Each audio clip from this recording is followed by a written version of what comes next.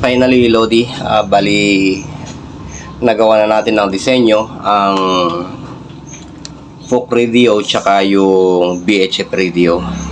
Pwede ko na siyang pagsamahin, Lodi, yung radyo natin na SIM card o Folk Radio, na yung ibig sabihin ay push to talk over cellular. Ang Folk Radio ay gumagamit ng 3G, 4G at 5G. Ganyan, depende yan. Halos pare-parehas lang naman yung specification yan. Celo, Folk Radio, pare-parehas lang na gumagamit ng cellular communication yan o network. Ayan. Bali, itong disenyo na to, Lodi, ay hindi na nangangailangan ng maraming IC kung ano-ano pa. Basta yung dati natin ginagawa, ilang pyesa lang yan, 3 pyesa lang ata yan. Mapag-aandar mo na yung Folk Radio sa BHF Radio. Ibig kong sabihin, maiko-cross mo siya. Bali, itong BHF, pagka naka-receive, itatransfer niya sa Folk Radio o Folk Radio. Ayan. Tapos yung si POC naman, pag naka-receive,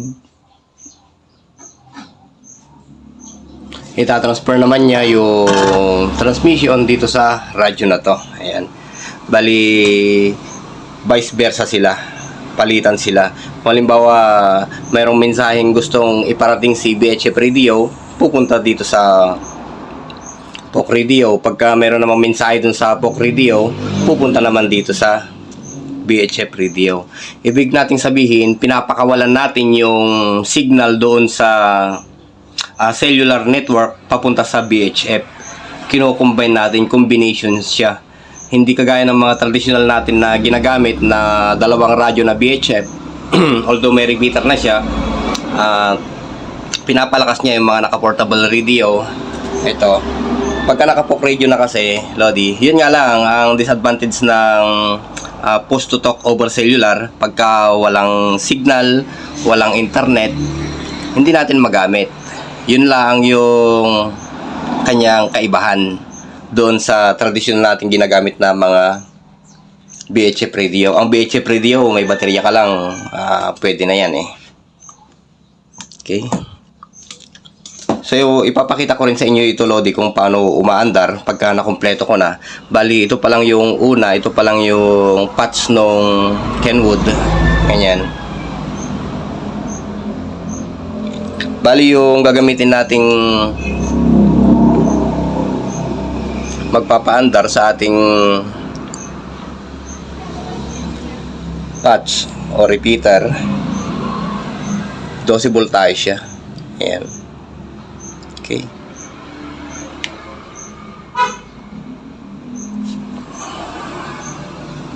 Pero ito naka-ready na. Yan o. Lumagatak na siya.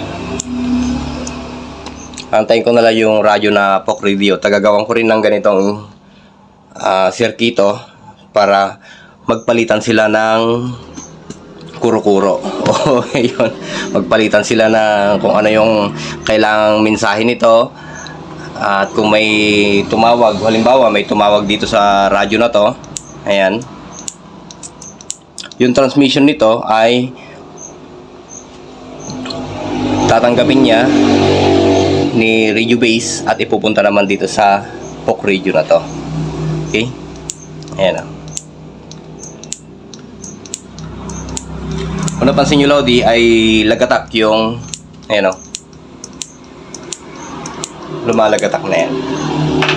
Sa magtatanong, Lodi, sa mga ganitong klaseng radyo, ang kanyang COS5 ay nandito. Ayan o. Andyan lang sa erila na yan. Andyan yung COS5. Okay? Update na lang, Lodi, sa mga susunod about sa Folk Radio at BHF Radio sa mga, o kaya pagka naayos ko na siya, papakita ko sa inyo. Push to talk over cellular. Ayan. It's a type of communication that use cellular network, sabi niya.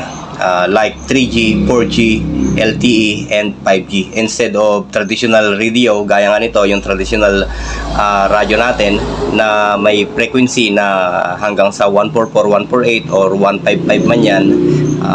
Ito ay limitado lang sa ganong frequency. Kailangan mataas ang antena mo. Samantalang sa POC radio naman ay makakapunta ka nationwide or all over the world. Ika nga. Ayan. Yun ang kagandahan naman niya. Basta may POC lang yung kasamaan natin na nasa ibang bansa at may radyo ka lang din dito na nakalink sa POC kagaya nito, ay makakapag-usap kayo. Bali, POC si tropa, radyo ka naman. Ayan. O kaya yung cellphone, Zelo, pwede rin yun. Okay? Pero mas komplikado kasi yung Zelo kasi nga cellphone yung ginagamit doon. Hindi siya gaano, o ibig kong sabihin, yung Zelo kasi kung minsan marami siyang ito, saan na yun yung Zelo application ko dito. Ayan. Matagal nga lang mag-open ito. Maraming conflict. Ayan, kung cellphone ang gagamitin mo, Lodi, pero kung ang Zelo ay kagaya ng nasa ginagamit namin sa Tuba Benguet, yung kay tropa natin si Manong Golf India Lima, ayun, sigurado yun, 24 oras yun na nakasindi, at kung di ako nagkakamali, halos 4 years na umaandar yun, walang patayan.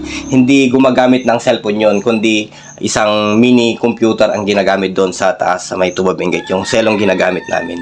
Pero kung sa POC naman, at napag-isipan naman na nating mabuti kung paano yung ikakarga doon, okay din yun, yung POC, kasi nga wala ka ng ibang pipindut-pindutin yun pagka na-install mo yung SIM card. Sa susunod, Lodi, papaliwanag ko yung POC na yun. Maganda yun. Yun nga lang, pagka walang internet or signal ng SIM card, wala ring mangyayari dito sa ating ginawa dito. Kaya, yun. Pero maganda yung POC na yun. Lalo't i-convert mo pa siya sa radyo. Radio to POC or Zelo to radio. Okay yun. So, ito, Lodi, yung pinakita ko sa inyo, unang parts pa lang yan, o unang step pa lang yan para sa POC natin. Pero yan ay very working na yan. 3 parts lang yan na kaya niyang paandarin o kaya niyang i-link yung Zelo or POC sa PHF radio natin. Okay? So, hanggang dito muna, Lodi. Magandang buhay.